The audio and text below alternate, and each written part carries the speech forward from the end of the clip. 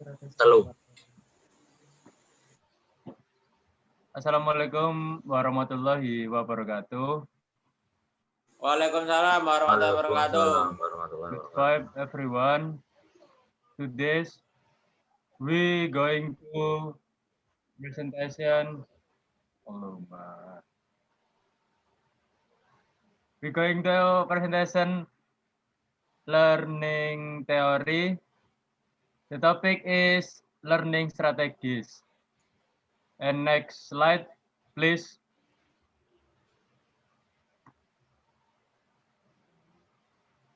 My member consists of me, Givari Adam, and Abdullah Fakih. And next slide.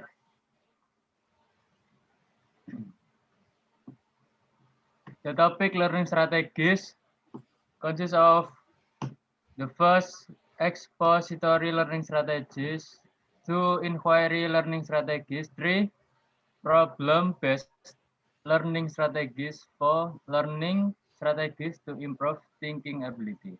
And next slide. 5 expository learning strategies, 6 contextual learning strategies, and the last affective learning strategies. The first, next slide please.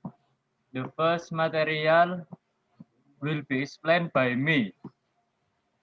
The first strategi pembelajaran expository atau disingkat SPE.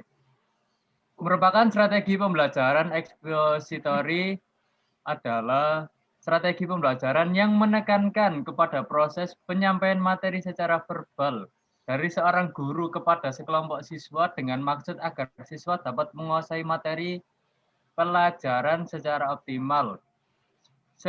Contohnya, semisal di kelas guru menjelaskan tentang sejarah ya tolong, slide siji dong.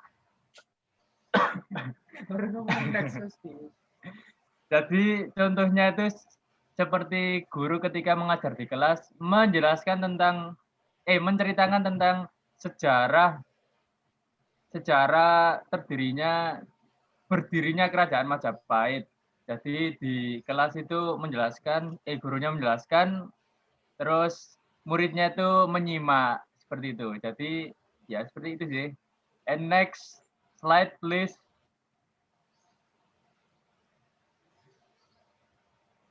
Yang kedua, strategi pembelajaran inquiry atau disingkat SPI. SPI loh ya, bukan FPI.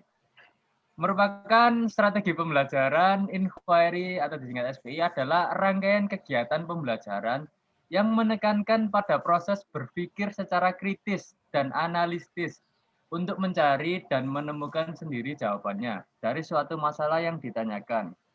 Proses berpikir ini biasa dilakukan melalui tanya jawab antara guru dan siswa. Jadi ketika di kelas guru menyampaikan materi kepada siswanya, terus dilanjutkan untuk memperjelas pemahaman siswa kepada guru. Jadi guru menanyakan, semisal guru setelah menyampaikan materi matematika gitu ya, 2 tambah 2 pasti 4 dong.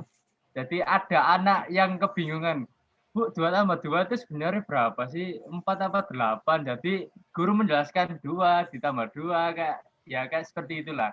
Agar siswanya itu paham. And next slide.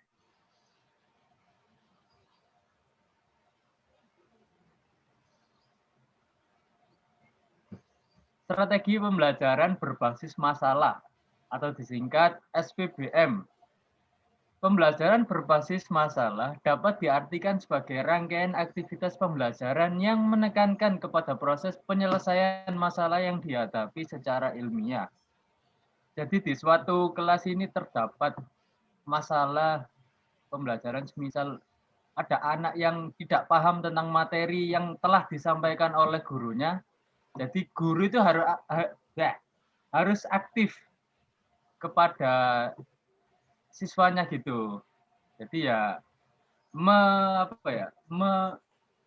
menanyakan seberapa paham sih siswa ini terhadap terhadap pembelajaran yang telah disampaikan agar tidak terjadi ketika UTS guru memberi soal tentang materi yang telah disampaikan malah muridnya itu waduh iki kok soalnya nggak pernah diajarkan, sedangkan di samping itu muridnya saja yang tidak paham dengan materi yang telah disampaikan. Dan selanjutnya saya lempar kepada Givari Adam untuk menjelaskan 4-5 materi. Take your time. Oke, Time is terima yours. kasih. Take your time. Terima Whatever kasih everyone. kepada Mas Rafian yang telah memberikan saya waktu. Di sini saya akan menjelaskan tentang strategi pembelajaran peningkatan kemampuan berpikir atau disingkat SPPKB.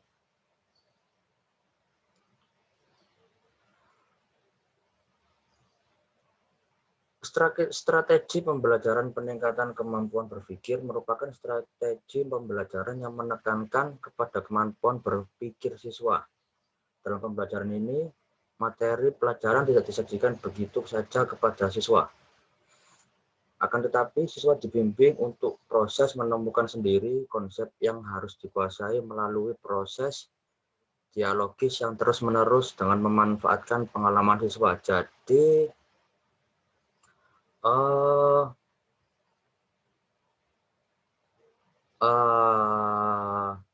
siswa itu ketika diberikan sebuah pelajaran itu bukan hanya disuruh untuk mengerjakan saja, tapi juga diberikan sebuah waktu yang mana siswa itu untuk berpikir menemukan jawaban itu sendiri. Seperti contoh, ambil contoh saja soal matematika. Soal matematika 1 tambah 1 pasti 2, nggak mungkin 5. Yaitu kalau misal ada siswa yang tidak tahu bagaimana caranya siswa itu mencari jawaban sendiri dengan cara tanya ke temannya atau gimana lah. Yang penting siswa itu harus bisa berpikir sendiri tanpa minta contoh atau apalah. Terus yang nomor 5,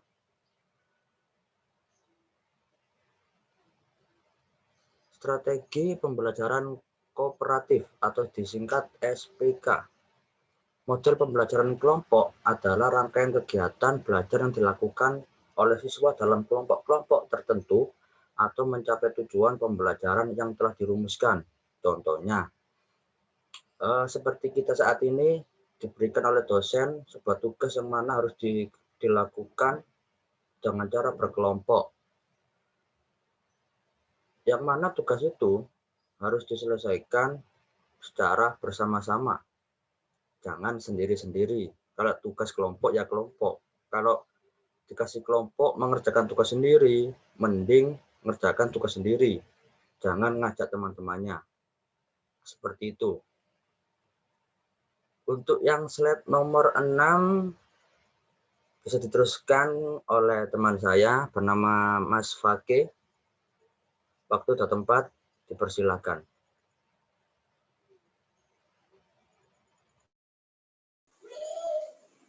Oke, terima kasih Adam. Thank you so much. 6 yaitu strategi pembelajaran kontekstual atau CTL.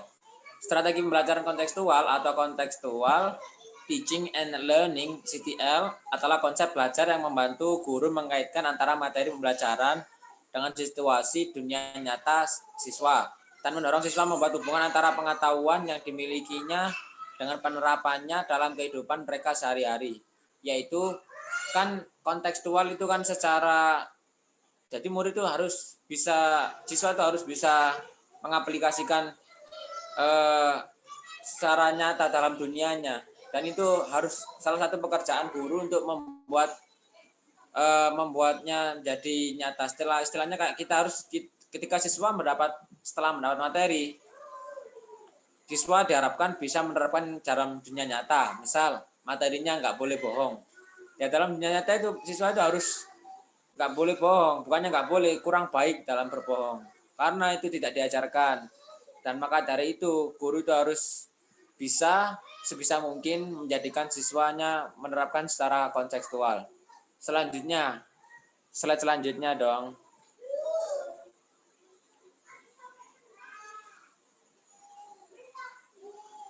Tujuh, yaitu strategi pembelajaran afektif atau SPA. Strategi pembelajaran afektif memang berbeda dengan strategi pembelajaran kognitif dan keterampilan. Afektif berhubungan dengan nilai value yang sulit diukur karena menyangkut kesadaran seseorang yang tumbuh dalam diri siswa. Dalam batas tertentu, afeksi dapat muncul dalam kajian behavioral. Yaitu semacam, seingat saya itu ilmu yang atau sesuatu yang dibawa sejak lahir. Seperti teori behavioral kan, kita itu bahwa anak itu sejak lahir itu emang bawaannya, bukan dari lingkungannya. Nah itu masih bersangkut paut dengan ini, SPA ini. Afeksi itu muncul seperti kesadaran siswa dalam hal ketika di kantin, kan ada di sekolah kantin yang gratis. Jadi siswa itu harus bisa jujur dalam hal ini. Misalnya membayar di suatu tempat kota yang sudah disediakan. Siswa harus jujur dalam membayar ketika berbelanja di kantin. Dan ini salah satu afeksi siswa yang harus ada pada setiap siswa. Mungkin itu saja. Untuk selanjutnya, slide selanjutnya Adam. Conclusion. Dari semua strategi pembelajaran itu adalah agar sistem pembelajaran itu berjalan dengan sangat baik. Dari 7 strategi itu, apabila guru bisa menerapkannya, itu akan sangat baik bagi siswa maupun bagi gurunya itu sendiri. Karena jika itu sukses semua 7 strategi itu tadi, itu bisa siswa itu bisa berkembang secara berpikir. Apalagi tadi kan ada strategi yang kedua, yaitu berpikir secara kritis. Apabila siswa sudah diajarkan berpikir secara kritis sejak dini, itu adalah sangat nilai value yang sangat baik bagi siswa. Karena kita tahu sendiri bahwa rata-rata yang berpikir kritis itu anak mahasiswa. Sedangkan siswa itu pun masih punya peluang untuk bisa berpikir kritis. Maka dari itu guru itu seharusnya itu bisa menerapkan strategi tadi ketika di sekolah, agar setiap sekolah bisa berjalan dengan sukses. Mungkin itu saja yang bisa saya sampaikan. Kurang lebihnya mohon maaf, saya lempar ke moderator. Oke, terima kasih Mas Fage, Mas Adam yang telah menyampaikan materi-materi tentang learning strategis. Ya mungkin segitu saja dari presentasi kelompok 5. Mohon maaf apabila banyak kesalahan di dalamnya. Ya, wassalamualaikum warahmatullahi wabarakatuh. Waalaikumsalam warahmatullahi wabarakatuh.